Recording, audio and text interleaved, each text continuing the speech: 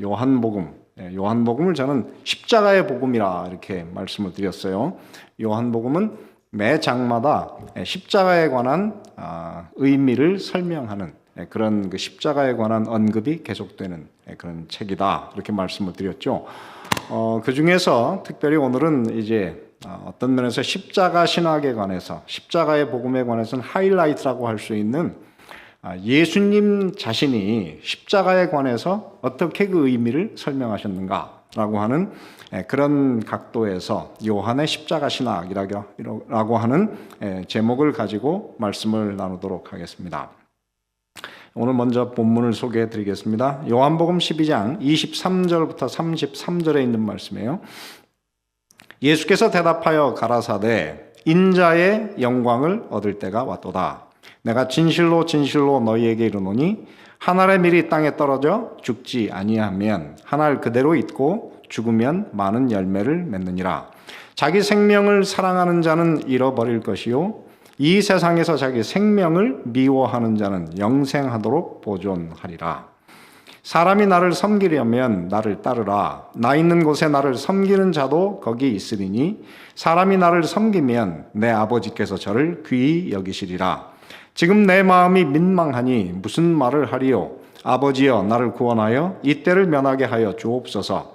그러나 내가 이를 위하여 이때에 왔나이다.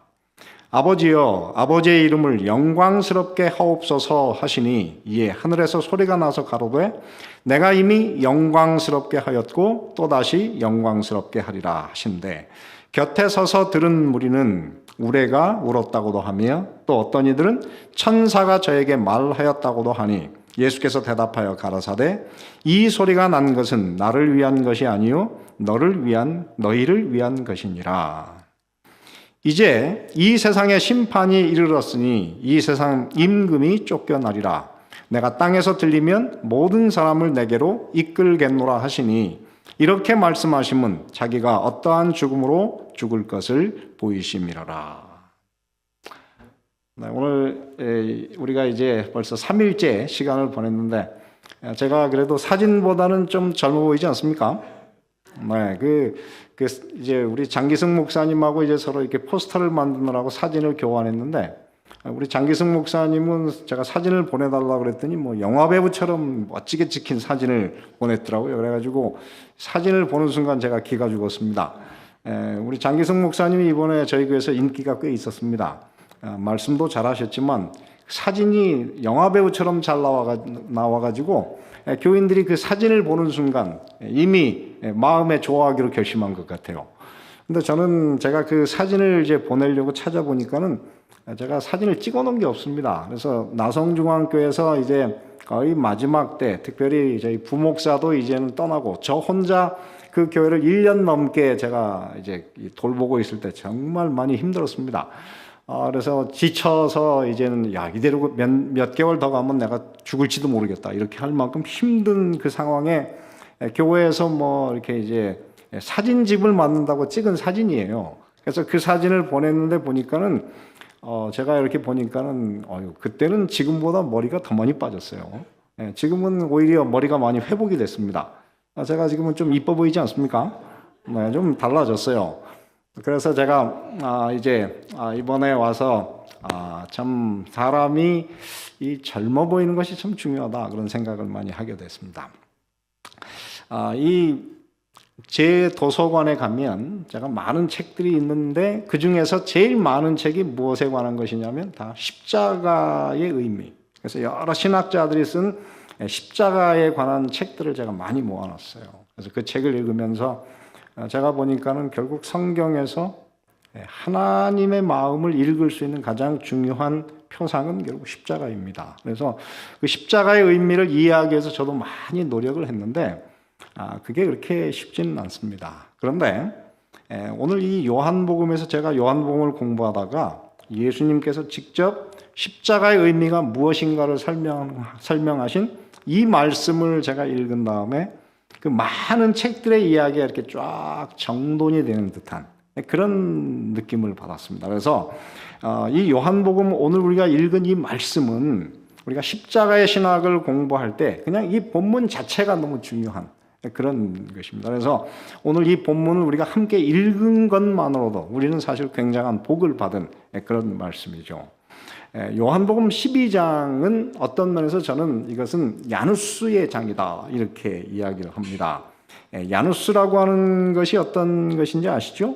이것은 로마에만 있는 신입니다. 특별히 성 문지기 신인데, 문지기는 이제 이 사람들이 여러 군데서 오는 것을 다 봐야 하기 때문에 두 개의 얼굴을 가졌습니다. 그래서 야누스 그러면 두 개의 얼굴이다 그렇게 말하잖아요. 그래서 제뉴얼이, 우리가 1월 달을 제뉴얼이라고 하는데 그것은 야누스의 달이라는 뜻이에요. 그래서 앞에 제뉴 하는 말은 야누라고 하는 말을 야누스의 그 야누에서 따온 것입니다. 그래서 이것은 지나간 한 해를 이제 마감하고 새로운 한 해를 여는 달, 그것이 바로 제뉴얼이죠. 그래서 요한복음 12장은 바로 야누스의 장이다. 저는 그렇게 이야기를 합니다. 왜 그런가 하면 이 요한복음 12장은 두 가지 역할을 하고 있어요. 하나는 요한복음이 크게 둘로 구성이 되어 있는데요. 1장부터 12장을 기적의 책이다 그렇게 부릅니다. 왜 그러냐면 요한복음 1장부터 12장에는 7개의 기적이 그곳에 기록되었고 그 기적의 의미를 신학적으로 설명한 책이 바로 요한복음입니다. 요한복음 2장에 물로 포도즙을 만드는 것, 4장에 왕의 신하의 아들이 가버나움에서 아팠는데 말씀으로 그를 고친 이야기, 5장에는 38년 된 중풍병자를 고친 이야기, 6장에는 오병이어 그리고 무리를 거르시는 이야기, 그리고 9장에는 날 때부터 소경된 사람을 진흙으로 그의 그 눈에 바르고 실로암에 가서 씻으라 해서 그 소경의 눈을 고치신 이야기, 그리고 마지막 7번째는 요한복음 11장의 나사로의 부활에 관한 이야기죠. 그래서 이 이야기들은 우연한 것이 아니고 절정을 향해서 달려가는 듯한 그런 구성으로 되어 있습니다. 모든 것이 다 예수님의 신성을 증명하기 위해서 많은 이야기 가운데에서 특별한 의미를 지닌 것을 요한이 다 뽑아온 그런 말씀, 그런 기적의 이야기입니다. 그리고 요한복음 13장부터 20장은 영광의 책이다 그렇게 부르는데, 이 영광이라고 하는 것은 바로 예수님의 십자가와 부활, 승천을 포함한, 특별히 예수님의 죽음, 십자가를 요한은 무엇이라고 묘사했냐면 영광이다. 그래서 오늘 시작에도 어떻게 했어요? 인자가 영광을 얻을 때가 왔도다. 그래서 예수님의 죽음을 예수님 자신은 영광이다 그렇게 묘사를 했어요. 굉장히 재미있는 그런 표현입니다. 그래서 요한복음 12장은 야누스와 같이 기적의 책을 요약하고 영광의 책, 예수님의 죽음과 부활을 소개하는 책이다. 그래서 요한복음 12장에만 영광이라는 단어가 8번 등장합니다. 특별히 오늘 우리가 읽은 말씀 가운데에도 영광이라는 단어가 4번 등장하고 있습니다. 그래서 십자가는 영광이다. 굉장한 패러독스 같지만 그것은 굉장한 의미가 있는 것이죠. 그래서 우리가 이제 말씀드린 대로 요한복음은 거의 매 장마다 십자가를 언급하는 책인데, 그 중에서 오늘 우리가 읽은 이 본문은 예수님께서 직접 십자가의 그 의미가 무엇인가를 설명하는 십자가의 신학 중에서 가장 중요한 내용을 담고 있는 그런 부분인 것입니다. 그러므로 오늘 우리가 이 성경에서 십자가의 의미를 이해하기를 원하신다면 오늘 우리가 이 말씀을 다룰 뿐만 아니라 평생 여러분께서 이 말씀을 마음에 두시고 이 말씀을 깊이 묵상하셔서 이 말씀의 의미가 더 깊어지고 넓어져서 여러분의 삶이 그리스도의 십자가로 인해서 풍요하게 되는 그런 경험을 가지게 되시기를 바라는 것입니다. 인간의 모든 문제에 대한 해결책이 사실은 바로 이 십자가에 있어요. 그러므로 십자가를 우리가 올바로 이해할 때에 우리의 삶의 많은 난제들이 바로 이 십자가를 통해서 해결될 것이 확실한 것입니다. 그러므로 이 한 시간이 어쩌면 우리의 삶 전체를 바꿀 수도 있는 굉장한 그런 시간이 될 수도 있어요. 그러므로 오늘 이 한 시간 동안 여러분께서 이 십자가의 신학을, 예수님이 말씀하신 그 십자가의 신학을 우리가 함께 음미해 보는 그런 시간이 되셨으면 좋겠습니다. 그래서 오늘 이곳에는 4가지로 예수께서 십자가의 의미를 설명하고 있습니다. 뭐 더 많이 할 수 있지만 시간상 한 4가지만 제가 요약해 보겠습니다. 첫째, 십자가는 무엇인가? 그것은 풍성한 수확을 위해 땅에 던져져 죽는 씨앗이다. 그렇게 예수님이 십자가의 의미를 설명했어요. 요한복음 12장 24절에 보면 내가 진실로 진실로 너희에게 이르노니, 요한복음에서는 예수께서 어떤 일을 강조할 때 두 번 진실로 진실로 이렇게 말씀하시죠. 그래서 진실로 진실로 너희에게 이르노니 한 알의 밀이 땅에 어떻게 해요? 떨어져 죽지 아니하면 어떻게 되고 한 알 그대로 있고 죽으면 어떻게 돼요? 많은 열매를 맺느니라. 예수님은 이 땅에 오셔서 천국에 관해서 많은 비유를 이야기하셨는데 특별히 예수님께서 설명하신 천국의 모든 비밀이 담겨 있는 것이 무엇인가? 씨앗이다. 그렇게 말씀하시죠. 그래서 요한복음 13장에는 천국에 관하여 7개의 비유를 모아 놓았는데요. 그 중에서 이 마태복음 13장에 씨 뿌리는 자의 비유, 알곡과 가라지의 비유, 겨자씨의 비유 등 천국의 모든 비밀이 어디에 들어있습니까? 씨 한 개에 들어있어요. 그래서 여러분 보면 이 씨라고 하는 것이 대단한 것입니다. 씨가 땅에 떨어져 어떻게 돼요? 죽으면 그것이 새로운 생명으로 나오는데 한번 그것이 생명이 되면은 나중에 그곳에서 많은 열매를 맺게 되지요. 제가 사실은 미국에 와서 주로 따뜻한 곳에서 많이 살았습니다.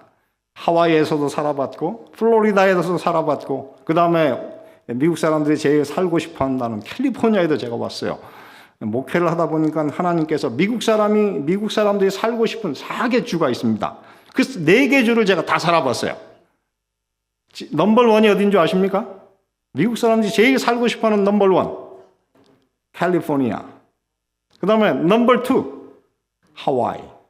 넘버 3 콜로라도. 넘버 4 플로리다. 제가 이 4개 주를 다 사는 축복을 받았습니다. 근데 그 중에서 이제 제가 주로 따뜻한 곳에 살았는데요.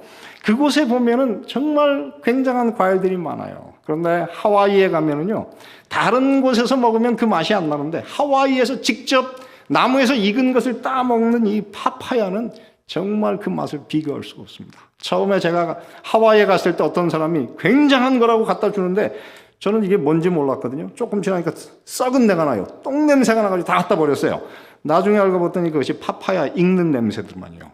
근데 이걸 딱 자르면 그 안에 어떻습니까? 이 과일 하나에 수백 개의 그 씨가 들어있어요. 보통 크기에 따라서 다르지만은 보통 파파야 나무 이 과일 하나에 적게는 한 500개에서 1000개의 거기 씨가 들어있습니다. 그런데 파파야가 1년에 나무에 열매 하나만 맺는 게 아니거든요.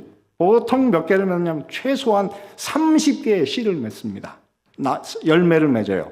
그러면 파파야 나무 하나가 1년에 몇 개의 씨를 맺는 것입니까? 최소한 한 3만 개 정도 씨를 낸다고 보면 돼요. 그 다음에 여러분 좋아하시는 이 석류 어떻습니까? 수십 개의 나무에 이런 열매가 달리는데 하나에 한 200-300개의 그 알이 씨가 들어있을 거예요. 근데 여러분 이거는 아무것도 아닙니다. 저희가 미시간에 살 때 저희 집 앞에 이런 그 메이플 추리가 있었어요. 근데 메이플 추리는 보통 봄이 되면 씨를 맺습니다. 그래가지고 저희 집 앞에 씨가 막 떨어지기 시작하는데 씨가 어떻게 생겼냐면 이렇게 2개의 날개가 있습니다. 그래서 이렇게 뱅글뱅글 돌면서 떨어지는데요. 얼마나 많이 떨어지는가 이렇게 떨어져요. 그래가지고 나중에 씨가 다 모인 다음에 그거를 담아가지고 갖다 버리면 가마니 큰 것으로 한 5가마니를 갖다 버려야 돼요. 나무 하나에 한 씨가 나중에 어떻게 하냐면 얼마나 많은 열매를 맺는가. 이게 바로 예수님께서 오늘 말씀하시기를 어떻습니까? 한 알의 밀알이 땅에 떨어져 죽지 않으면 어떻게 해요? 한 알 그대로 있지만은 죽으면 어떻게 된다고요? 많은 셀 수 없는 열매를 맺을 것이다. 그렇게 하는 것입니다. 그래서 인생을 살아가면서 굉장한 일들은 먼저 죽음, 희생이 없이는 그 일을 이룰 수가 없어요. 우리 안식일 교회에서 요한계시록에 관한 한 최고의 신학자가 있습니다. 이분이 바로 존 폴린이라고 하는 사람인데요. 이 사람은 요한계시록에 관한 책만 한 25권을 쓴 사람이에요.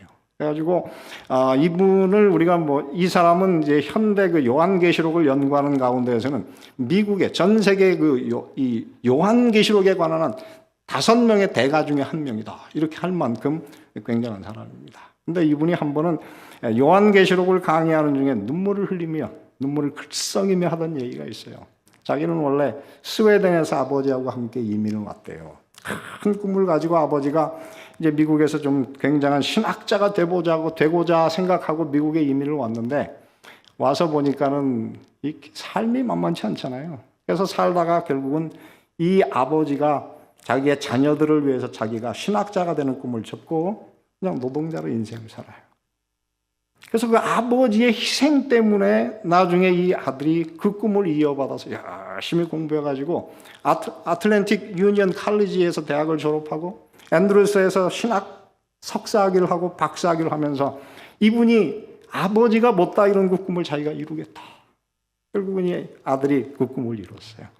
그래서 아버지의 희생에 대해서 이야기할 때 이 존 폴린 교수가 정말 눈물을 글썽이면서 아버지를 그리워하는 그 이야기를 보면서 참 제가 감동을 받은 적이 있어요. 우리가 이 땅에서 하나님의 어떤 역사를 경험하려고 하면 우리의 삶에서 희생이 없이는 사실 그 일이 잘 이루어지지 않습니다. 교회 발전도 마찬가지예요. 우리가 우리 자신의 희생이 없이는 교회는 결코 성장하지 않습니다. 혹시 여러분 이 이야기를 아시는지 모르겠어요. 애기라고 하는 한 책이 실제로 그 미국 사람의 이름 중에 애기라는 이름이 있습니다. 원래는 이게 스웨덴에서 온 이름이더라고요. 그래서 이 여자의 이게 이야기입니다. 근데 이 이야기를 우리가 보면 1921년에 그의 아버지가 데이빗 플러드라는 사람이고 어머니는 스베아 플러드라고 하는 이 선교사 부부였어요. 스웨덴에서 이들이 이제 결혼을 한 다음에 아프리카 콩고 지역에 가서 복음을 전하기 위해서 아프리카로 떠났어요. 근데 이제 그들이 복음을 전하려고 정했던 그 마을에 들어가려고 했더니 그 마을의 주장이 당신들이 와서 복음을 전하면 마을이 혼란스러워지기 때문에 이 마을에 들어올 수가 없습니다. 그래서 마을에 들어오는 걸 금지했어요. 그래가지고 이 추장의 마음이 바뀌기까지 그들이 어쩌면 그 마을 건너편에 있는 산에다가 움막을 짓고 거기서 이제 거주하게 됐어요. 아무 마을 사람도 만날 수가 없었는데 일주일에 딱 2번 12살 난 흑인 소년 하나를 만날 수 있었어요. 그 소년은 이 사람들에게 이제 계란과 닭고기를 팔기 위해서 오는 사람, 그 어린 소년뿐이었습니다. 근데 이제 복음을 전할 수가 없으니까 일주일에 2번씩 만나는 이 소년에게 복음을 전했어요.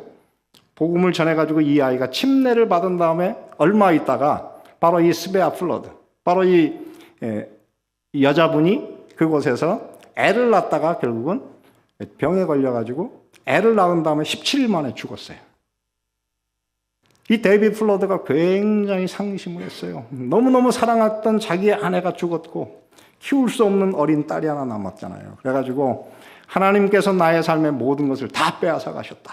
그리고 놓고 이제 그 딸을 자기 스웨덴에서 같이 온 그 친구 선교사에게 맡기고 이 사람은 스웨덴으로 돌아가 버렸어요. 그리고 여러 해가 지났습니다.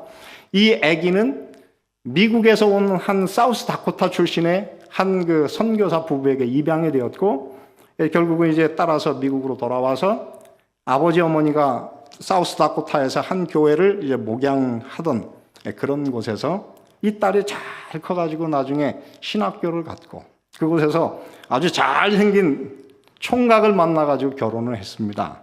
그래서 이제 목회를 시작했는데 이 총각이 아주 똑똑해가지고 나중에 결국은 신학교에서 공부를 하고 결국은 교수가 되고 바로 그 신학교의 학장이 되었어요. 근데 어느 날 이제 자기가 이제 그 자기 집으로 신학과 이 학장의 집에 이제 잡지가 하나 온 거예요. 그 잡지의 내용이 바로 어떤 것이냐면 이제 바로 이런 그림이 있었어요. 그 그림의 내용이냐면 바로 이것입니다. God faithfully unveils His plan. 그래서 하나님께서 아주 신실하게 그의 계획을 드러내셨다 하는 그런 그림과 더불어 옆에 한 사람의 죽음의 그 묘비에 그 십자가가 있는 거예요. 근데 그 십자가 가운데 가만히 보니까 자기가 그렇게도 잊지 못하는 자기 어머니의 이름이 쓰여진 거예요. 자기의 출생의 비밀, 자기 어머니의 그 이야기를 좀 알 수 있지 않을까 이래가지고 그것을 들고 자기 그 신학대학에 있는 그 스웨덴 출신의 교수에게 이것을 가지고 갔어요. 왜냐하면 이게 스웨덴어로 기록되었기 때문에. 그랬더니 그 이야기를 다 읽어보더니 하는 얘기가 바로 이 소년이 스베아 플러드와 데이비 플러드라고 하는 선교사 부부에게서 유일하게 전도를 받았던 그 흑인 소년, 12살 소년이었고, 이 소년이 전도된 다음에 얼마 있다가 그 부인은 죽었고 선교사는 남자는 돌아갔다. 그러나 거기서 끝난 것이 아니고 이 소년이 나중에 자라가지고 그 마을 전체를 다 그리스도께로 다 인도해요. 그 마을 전체가 다 그리스도인이 되는 기적이 일어났다고 하는 것이죠. 나중에 더 시간이 지난 다음에 이제 이 소년은 콩고에서 11만 명의 그리스도인들이 모이는 그 교파의 총책임자가 되어 있었어요. 그래서 이 이야기를 한 선교도에서 간증한 얘기를 요약해가지고 만든 것이 바로 이 잡지의 이야기였습니다. 이 소년이 너무 이제 이 아기가 자기 부모의 이야기에 너무 감동을 받은 것이죠. 그래가지고 나중에 얼마 지나서 몇 년 후에 한 선교대회에서 바로 그 흑인 소년을 이제는 한 그룹의 책임자가 되어 있는 그 목사인 그 흑인을 만나게 되었어요. 내가 바로 그 스베아 플러드의 딸, 아기다. 그랬더니 너무너무 반가워하면서 내가 당신의 어머니 때문에 내가 그리스도인이 되었다. 그렇게 이야기를 하고 자기 이제 이 콩고로 초청을 합니다. 그래서 와서 이제 그 어머니를 만날 어머니의 무덤을 방문할 수 있도록 했는데요. 여기에 보면은 바로 이것이 그 어머니의 무덤 앞에 가서 이 딸이 그곳에 정말로 꽃을 바치는 그런 이야기였고요. 결국은 그 마을 사람들과 함께 찍은 사진이었어요. 그리고 나중에 이제 아기가 수소문을 해가지고 자기 아버지를 찾게 돼요. 아버지는 그 이후에 무신론자가 되고 술주정뱅이가 되어서 지금은 이제 중풍에 걸려가지고 거의 죽음 직전에 이르렀는데 이 딸이 찾았어요. 아버지를 찾아가가지고 아버지에게 내가 바로 아버지가 낳은 유일한 딸인 아기라고. 하나님께서 아버지 어머니의 그 수고를 그냥 정말 쓸모없게 만들지 않았고 아버지가 떠난 다음에 그 소년이 600명의 그 마을 사람들을 전도했고 지금은 큰 기독교 집단의 총책임자가 되어 있다. 그 이야기를 쭉 전해주었을 때 무신론자가 된 그 아버지가 내가 너를 버릴 생각은 아니었다고. 그러면서 이 아버지가 다시 회개를 하고 죽기 직전에 이 아버지가 결국은 예수님을 다시 받아들이고 복음 안에서 잠드는 이야기가 기록되어 있습니다. 사랑하는 성도 여러분, 우리가 로즈미드 교회를 우리가 함께 만들고 함께 이 교회를 위해서 수고하는 우리의 이 많은 수고가 정말 어떤 때는 쓸모없어 보일 때도 있습니다. 그러나 여러분 결코 실망하지 마시게 되기를 바랍니다. 요한복음 12장 24절에 이렇게 기록되었죠. 우리 같이 한번 읽어볼까요? 시작. 내가 진실로 진실로 너희에게 이르노니 한 알의 밀이 땅에 떨어져 죽지 아니하면 한 알 그대로 있고 죽으면 많은 열매를 맺느니라. 그렇습니다. 여러분 끝까지 우리가 이 복음 안에 머무시게 되기를 바랍니다. 그리고 우리 자신이 한 알의 밀이 되어 주님께 우리 자신을 드리는 그런 분들이 다 되셨으면 좋겠습니다. 그래서 시편 126장 6절에 이렇게 기록이 되었습니다. 우리 같이 읽어보겠습니다. 시작. 울며 씨를 뿌리러 나가는 자는 정령 기쁨으로 그 단을 가지고 돌아오리로다. 이렇게 기록이 되고 있습니다. 두 번째, 십자가는 D-Day이다. 저는 이렇게 정의를 합니다. 여러분 전쟁에서 우리는 D-Day가 있고 또 하나는 무엇이 있습니까? V-Day가 있어요. D-Day라고 하는 것은 Decision Day라고 하는 것이고 V-Day는 승리의 날이라 하는 것인데요. 이 용어가 나온 것이 언제냐면 2차 대전 그 노르망디 상륙 작전에서 일어난 일입니다. 이제 이 연합군이 독일의 군대와 싸우기 위해서 이제 노르망디 상륙 작전을 실행하고 있었습니다. 전사에 의하면 그때 이제 그들이 이 상륙을 하는 그 상륙 지점으로 예상이 되는 곳이 두 군데였어요. 하나는 노르망디였고 또 하나는 파드칼레라고 하는 곳이었습니다. 그런데 그때에 어떻게 하면 연합군이 큰 손실 없이 이곳에 상륙을 할 수 있을까? 그러다가 첩보전을 펼치기로 결심했습니다. 그래서 한 죽은 시체를 연합군 첩보장교의 정보장교의 옷을 입힌 다음에 그 주머니에다가 바로 기밀, 앞으로 6월 6일 날 1944년 6월 6일에 우리는 파드칼레로 우리가 이제 상륙 작전을 펼친다는 가짜 정보를 여기다 넣어놓은 다음에 독일, 이 프랑스 해변에다 이 시체를 던져놨어요. 그래가지고 나중에 이 독일 군들이 이제 그 시체를 발견한 다음에 1944년 6월 6일에 파드칼레로 이제는 연합군이 상륙을 하겠구나. 그래가지고 거기에 독일군의 주력 부대를 다 거기다 배치했는데 6월 6일 날 파드칼레가 아닌 노르망디로 이제 연합군이 16만 명이 상륙을 하게 됩니다.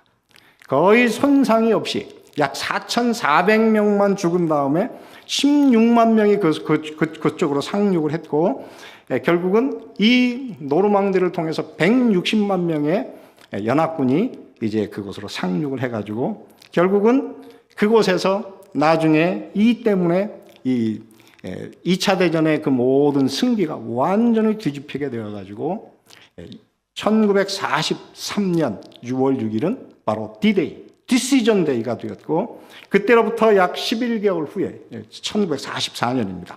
그때로부터 11개월 후인 1945년에는 독일군이 이제 항복을 하는 V-Day가 찾아오게 된 것입니다. 그런데 예수님께서 오늘 이 말씀을 하시면서 이렇게 십자가의 의미를 설명하고 있습니다. 우리 같이 한번 읽어볼까요? 시작. 이제 이 세상의 심판이 이르렀으니 이 세상 임금이 쫓겨나리라. 예수님이 십자가에 달려 돌아가시는 것이 어떤 것입니까? 세상을 심판하는 것이고 이 세상의 임금이 쫓겨날 것이라고 그렇게 예수님이 설명하셨어요.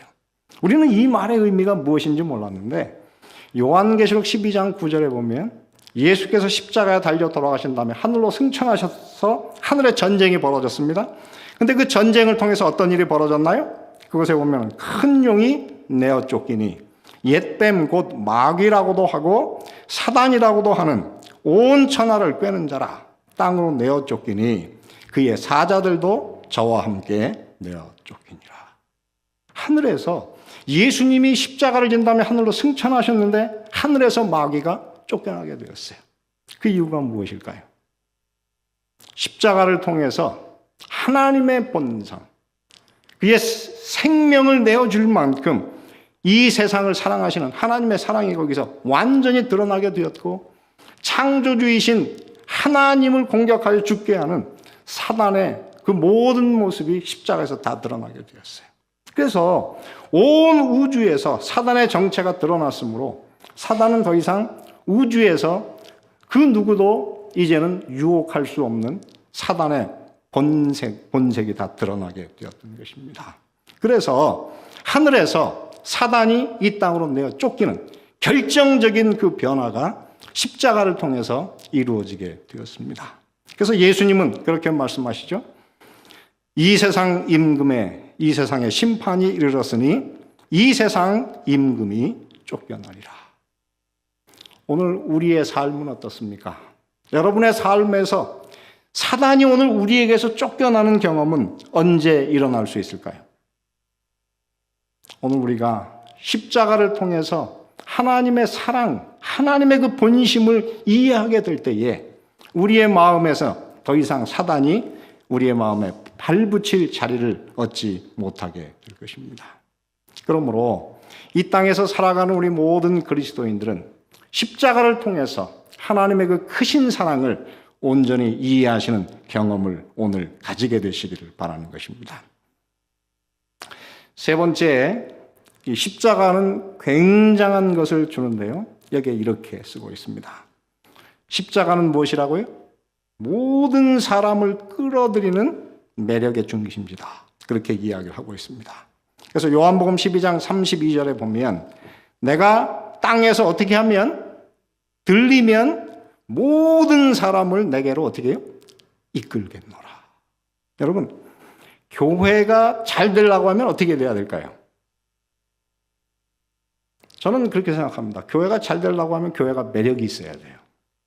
여러분, 교회가 잘 되려고 하면 목사가 매력이 있어야 됩니다. 그리고 교회가 잘 되려고 하면 이 교회를 움직이는 우리 장로님들이 다 매력이 있으셔야 돼요. 근데 어떻게 우리가 그런 매력을, 세상 사람을 끌어들이는 굉장한 매력을 가질 수 있을까요? 여러분, 저는 한국에서 이 메이저리그라고 하는 것을 알게 된 것은 누구 때문이냐면 바로 박찬호 선수 때문이었어요. 그때 한국에서는 IMF가 터져가지고 국민들이 다 굉장히 어려운 상황이었는데 그때 바로 이 다저스 팀에, 그것도 대학 3학년으로 이 미국으로 와가지고 등판해가지고 첫 해에 어떻게 했냐 18승을 거뒀어요. 박찬호 선수가 한번 올라가서 이길 때마다, 그때 전부 다 그랬다고 그래요. 삼성생명에 다니던 사람들도 다 근무하는 척하지만 컴퓨터로 다 이 다저스의 경기를 틀어놓은 다음에 박찬호가 스트라이크 아웃을 시키면 다 소리는 못 지르고 손만 이렇게 들었대요. 그래가지고 그때 한국 사람들이 바로 이 다저스는 한국팀 이렇게 생각을 할 만큼 한국 사람들이 바로 이 야구의 매력에 빠지게 되었어요. 그러다가 몇 년 후에 다시 이 다저스에는 누가 왔습니까? 류현진 선수가 와가지고 오자마자 14승 10패 그래가지고 미국의 일약 대성공을 거둔 선수가 딱 오게 되면서 한국 사람들이 다시 이 메이저리그의 매력에 빠지게 되었습니다. 최근에는 이 메이저리그에서 한국 사람들을 끌어들이는 또 하나의 매력이 있습니다. 누구일까요? 혹시 이 사람을 아십니까? 샌디에고 파드레스의 김하성. 근데 이 선수를 뭐라고 하냐면 킴파서블 그래요. 그 뜻이 무엇입니까? 요거를 이렇게 줄이면 어떻게 되나요? 임파서블이 돼요.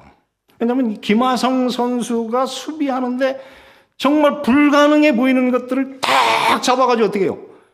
불가능을 가능하게 하는 모습을 보면서 미국 사람들마저 바로 이 김하성의 매력에 빠지고 있습니다. 여러분, 저는 오늘 이 시대의 하나님의 교회는 세상 사람들이 불가능하다고 하는 일을 가능하게 만드는 그런 매력과 능력이 있는 교회가 되어야 된다고 저는 그렇게 생각을 합니다. 그러면 어떻게 이 로즈미드 교회가 많은 세상 사람들을 이 교회 안으로 끌어들이는 매력의 중심지가 될 것인가? 예수님께서 말씀하셨습니다. 같이 한번 읽어볼까요? 노란 글 시작. 내가 땅에서 들리면 모든 사람을 내게로 이끌겠노라. 십자가에 달리신 예수 그리스도를 이 교회가 높이 들게 되시기를 간절히 바랍니다. 저는 그래서 이 복음 사역자의 이 말씀을 항상 제가 설교를 준비할 때 언제나 기억하고 제가 음미하면서 설교를 준비합니다. 한번 잘 들어보시길 바랍니다. 사람을 가르치는 그대들이여 예수님을 어떻게 하라? 높이 들라. 설교할 때나 찬미할 때나 기도할 때에 예수님을 높이 들라. 어찌할 바를 모르고 방황하며 길을 찾지 못한 영혼들에게 온 힘을 다하여 하나님의 어린 양을 제시하라. 부활하신 구세주를 높이 들고 모든 귀 있는 자들에게 우리를 위하여 자신을 버리사 향기로운 제물과 생축으로 하나님께 드리신 그리스도께 나오라고 외치라.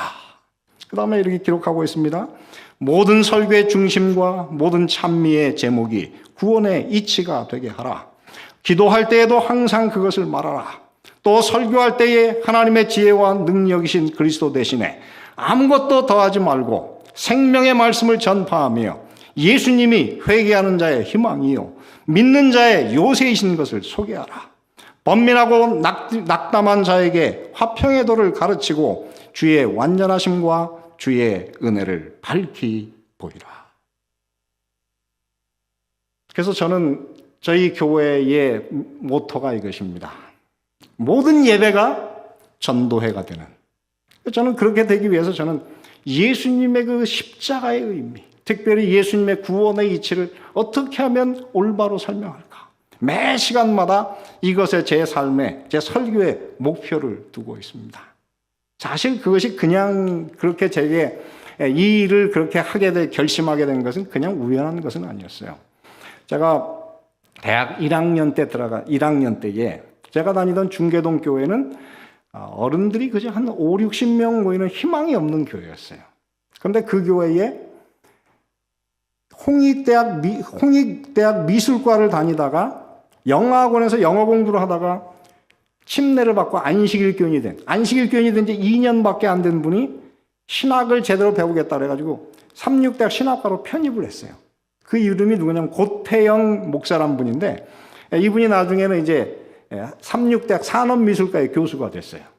근데 이분이 저보다 안식일 교인 된 지가 굉장히 짧거든요. 저는 중학교 1학년 때 안식일 교인이 됐으니까 그때 안식일 교인이 된 지가 7년이 됐는데 이분은 안식일 교인이 된 지 2년밖에 안 됐어요. 근데 이분이 우리 교회 와가지고 우리 교회 목사가 없었어요. 그래서 이분이 화요일, 금요일, 안식일 교인이 2년밖에 안 된 그것도 이제 신학교를 막 편입해가지고 들어온 사람이 일주일에 3번씩 설교하려니 얼마나 어렵겠습니까? 어떻게 설교를 해야 될까? 그분이 고민하다가 어떻게 했냐면 시대의 소망을 교재로 매 챕터를 설교로 꾸며가지고 그거를 정말 그분이 이해하는 만큼 진실하게 이 말씀을 설교하기 시작을 했어요. 근데 그냥 설교한 것뿐만 아니라 이분이 그 설교한 대로 자기의 삶에서 예수님에게서 배운 것을 그대로 실천하게 됐어요. 신기한 거는요. 그렇게 설교할 때마다 그곳에 하나님의 성령께서 역사하셨고 이상하게 새로운 사람들이 하나씩 둘씩 교회에 모여들기 시작했습니다. 그때로부터 나중에 저희 중계동 교회는 청년들만 120명이 모이는 서중환 앞에서 청년 사업이 제일 잘 되는 교회가 돼버렸어요. 저는 그때의 그 경험을 지금도 잊지 않습니다. 그러므로 저는 여러분들에게 분명히 말씀드립니다. 여러분, 이 교회가 그리스도의 십자가를 높이 드시게 되기를 간절히 바랍니다. 그리스도의 십자가의 그 희생의 도를 오늘 우리가 우리의 삶에서 실천하시는 그런 경험을 가지게 되시기를 바랍니다. 제가 여러분들에게 반드시 보증을 드립니다. 그러면 하나님께서 이 교회를 새로운 영혼들로 가득 채우게 될 그 역사가 곧 이루어질 것이라고 저는 확신하는 것입니다.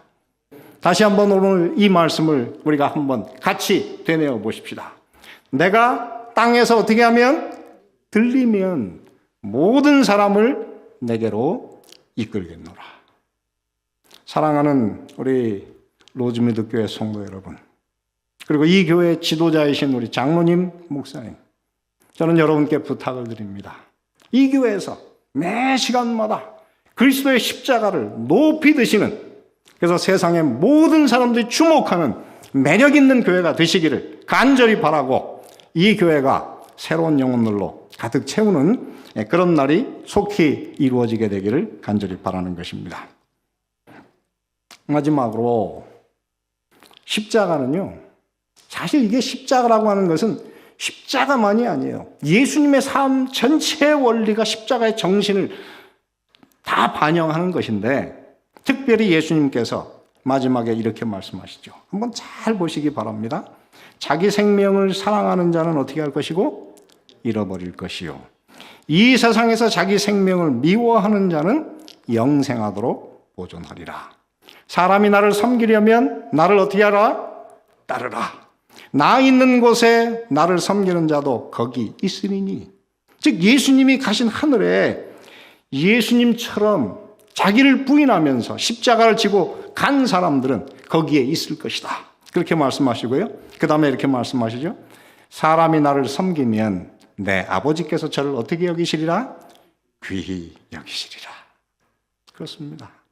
우리가 십자가의 정신을 실천하면 하늘나라에 들어갈 뿐만 아니라 하나님께서 우리를 소중히 여기시는 그런 사람이 될 것입니다. 여러분 혹시 이 드라마를 아십니까? 제가 하와이에 목회를 할 때 거의 2년간 이 드라마 불멸의 이순신, 그때 주인공이 김명민이라는 그 영화 배우인데요. 얼마나 연기를 잘하는지 제가 2년간 그 드라마에 빠져 살았거든요. 근데 이 드라마 가운데 백미가 어떤 것이냐면은 이제 원균이 이제 모반을 해가지고 이 이순신을 이제 말하자면 반역자로 몰아가지고 감옥에 가두잖아요. 근데 그 사이에 일본군하고 싸워가지고 이 이순신이 이뤄낸 그 130척이 넘는 배를 다 잃어버리고 12척만 남아요. 그때 이순신 장군이 이제 석방되어서 돌아왔는데 그 12척을 가지고 일본군과 싸워야 되는 것입니다. 그러니까는 선조대왕이 어떻게 하냐면 이수군은 희망이 없다. 그러니 권율의 육군에게 남은 것들 그냥 다 흡수시켜가지고 다 육군을 만들자 그랬어요. 그런데 그때 이순신 장군이 선조를 설득시킨 말이 있습니다. 저는 이 땅에 사는 그리스도인들이 이런 기계를 좀 가지고 살았으면 좋겠다 싶어요. 한번 보시기를 바랍니다. 지금 신에게는 아직도 전선 12척이 남아 있나이다. 죽을 힘을 다하여 막아 싸운다 하면 능히 대적할 수 있사옵니다. 비록 전선의 수는 적지만 신이 죽지 않는 한 적은 감히 우리를 업신여기지 못할 것입니다. 인류 역사상 23전 23승 한 번도 패하지 않은 위대한 장군이 하나 있습니다. 그가 누굴까요? 그가 이순신 장군이거든요. 그러니까 저는 한국에 있는 그 인물 중에 제일 존경하는 사람이 있습니다. 누구를 제가 제일 좋아할까요? 이순신 장군을 제일 좋아합니다. 왜 그런가? 왜 하나님께서 이순신 장군에게 한 번도 안 지도록 그런 굉장한 기적을 주셨을까요? 거기에는 이순신 장군이 마지막 명랑해전에 나가서 죽었잖아요. 근데 죽으러 나갈 때에 이순신 장군의 출사표가 있습니다. 여기에 이렇게 기록되었습니다. 그럼 잘 보시기 바랍니다. 반드시 죽고자 하는 자는 어떻게 해요? 살 것이요. 반드시 살고자 하는 자는 어떻게 할 것이니? 죽을 것이니. 목숨과 바꿔서라도 이 조국을 지키고자 하는 자는 나를 따르라. 그럼 이게 어디서 나온 걸까요? 여러분 요한복음 12장 25절과 비교해 보세요. 자기 생명을 사랑하는 자는 잃을 것이요 자기 생명을 미워하는 자는 영원토록 보존하리라. 사람이 나를 섬기려면 어떻게 하라고요? 나를 따르라. 왜 하나님께서 이순신 장군에게 23전 23승의 대승 한 번도 지지 않는 승리를 주셨을까요? 이순신 장군이 우연히 성경을 봤나 봐요. 이 십자가의 신학을 그냥 그대로 모방해가지고 자기의 삶이 십자가 신학을 그대로 따르는 사람이 됐어요. 그러니 하나님께서 이순신 장군 기특하지 않겠습니까? 그러므로 기적적인 승리를 23전 23승을 이루게 하신 것이죠. 믿거나 말거나. 그런데 여러분 성경을 보면요 예수님께서 이 말씀을 여러 번 반복하세요. 마태복음 10장 39절에 보면 자기 목숨을 얻는 자는 잃을 것이요 나를 위하여 자기 목숨을 잃는 자는 얻으리라. 여기에만 있는 게 아니고요 성경에 계속 반복되어서 이 말씀을 계속 반복하고 있는 것입니다. 그러므로 엘렌 화이트 여사는 이 말씀을 요약해서 이렇게 그분의 그 예언의 신에서 여러 번 반복하고 있는데요. 여러분 다 잊어버리셔도 요거는 잊지 마시고 집에 가시게 되기를 바랍니다. 우리 같이 한번 읽어볼까요? 시작. 자아 보존의 법칙은 자아 멸망의 법칙이요. 자아 희생의 법칙은 자아 보존의 법칙이다. 저는 이 시간에 여러분에게 십자가의 의미를 4가지로 요약해서 말씀을 드렸습니다. 십자가는 무엇이라고요? 많은 열매를 맺기 위해서 땅에 떨어지는 한 알의 씨와 같은 것이다. 두 번째, 십자가는 무엇이라고요? D-Day이다. 이 선악의 전투의 결정적인 승부를 뒤바꾸는 D-Day와 같은 것이다. 세 번째는 무엇이라고요? 모든 세상의 최고의 매력의 중심지인 내가 땅에서 들리면 모든 사람을 내게로 이끌겠노라. 마지막 4번째는 무엇이라고요? 이것이 유일한 생명 보존의 원칙이다. 여러분 하늘나라에 들어가는 사람은 어떤 사람이 들어갑니까? 바로 예수님의 십자가의 정신을 가지고 자아 보존의 법칙은 자아 멸망의 법칙이요 자아 희생의 법칙은 자보존의 법칙이다. 이 법칙을 따라서 그리스도를 위하여 죽도록 충성하는 사람들이 모여서 사는 것이 하늘나라인 것입니다. 그러므로 저는 오늘 이 시간에 우리 로즈미드교회 모든 성도 여러분들께 호소합니다. 여러분, 죽기까지 그리스도의 십자가를 지시고 십자가의 정신을 따라서 살기를 원하십니까? 그렇게 사셔서 여러분의 삶도 행복하시고 교회도 잘 되시고 또 더 중요한 것은 우리가 그런 사람들이 모이는 하늘나라에 우리가 함께 들어가게 될 것입니다. 여러분과 제가 이 땅에서 많이는 만날 수 없겠죠. 그러나 십자가의 신학을 우리의 삶으로 실천해서 십자가의 신학을 붙들고 사는 사람이 모이는 하늘나라에 우리 함께 들어가서 영원히 행복하게 사시게 되기를 바라고 오늘 말씀을 마치겠습니다.